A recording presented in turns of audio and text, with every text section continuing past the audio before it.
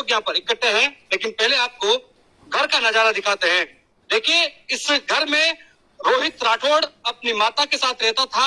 उसके पिता की डेथ हो गई थी कैंसर से। उसके पिता भी रिटायर्ड आर्मी थे ऑफिसर, और उसके बाद वो आरटीओ में लगे संविदा पर, और उसके बाद उनका कैंसर से निधन हो गया। बताया जा रहा है कि सदमे में कहीं ना कहीं उनको कैंसर हुआ था, और रोहित की एक्टिविटी एक पॉक्सो एक्ट में तहत रोहित जेल गया था, और जेल जाने के बाद उसकी प्रवृत्ति, उसकी दिनचर्या पूरी तरह से बदल गई थी।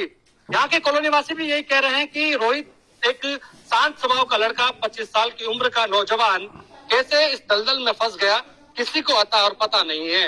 लेकिन जब इस पूरे हत्याकांड के बाद रोहित का नाम सामने आया, तो उसके बाद कॉलोनी का आपको नजारा दिखाते हैं।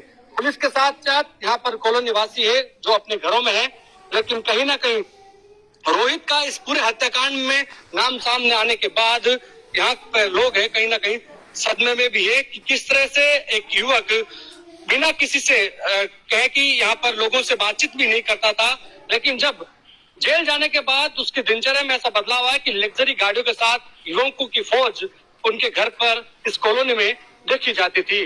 कुछ यहाँ पर बासिंदे हैं, इनसे ही बातचीत करते हैं।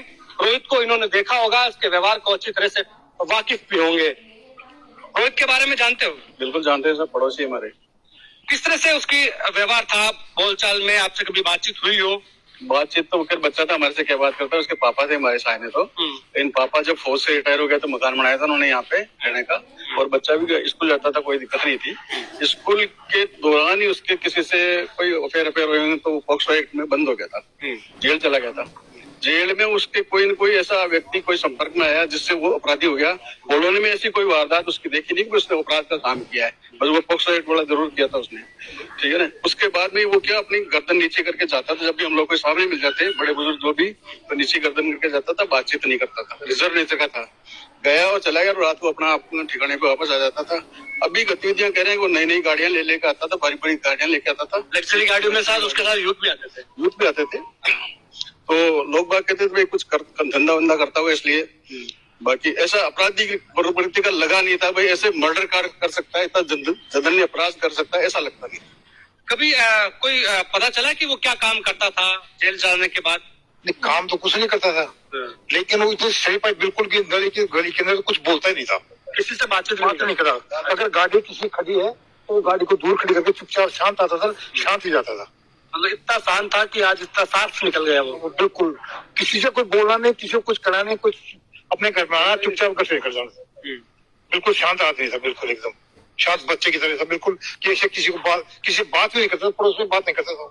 अब किस तरह से देखते हैं, क्योंकि हत्याकांड हुआ है, बहुत बड़ा नाम सामने आया उसका कि किस तरह से एक नौजवान युवक इस दलदल में। ये तो कैसे हुआ कैसे नहीं पता, लेकिन ऐसे माहौल में तो बिल्कुल यहाँ तो सही था, पर वो जाके बाहर कैसे क्या हुआ उसके हम नहीं कह सकते। कुछ और भी यूथ है यहाँ पर जो रोहित की एक्टिविटीज देखते थे।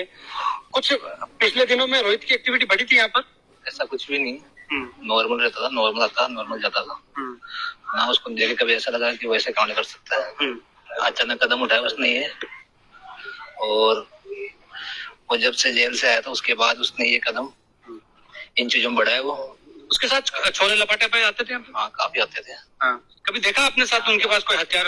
ना, यहाँ के आसपास से कोई छोरे भी नहीं थे, सब दूर के थे। अच्छा, यहाँ के छोरे के साथ रहता नहीं था, मतलब यहाँ के नहीं थे, सब बाहर के थे। अच्छा, तो कभी अभी पिछले से जो हत्याकांड हुआ है कल ही, और उसके कुछ दिनों पहले कभी आपने उसको देखा यहाँ पर? ऐसा कुछ नहीं देखा। हाँ। आप कैब का जिक्र कर रहे थे? हाँ, कैब करवाया था उसने, परसों करवाई थी कैब, WTP के लिए करवाई थी उसने। अपने गली में एक बच्चा, उससे करवाई थी। दिन रात वो दोबारा आया नहीं। मतलब वो आया था लग्जरी गाड़ी में, गया कैब से? अच्छा।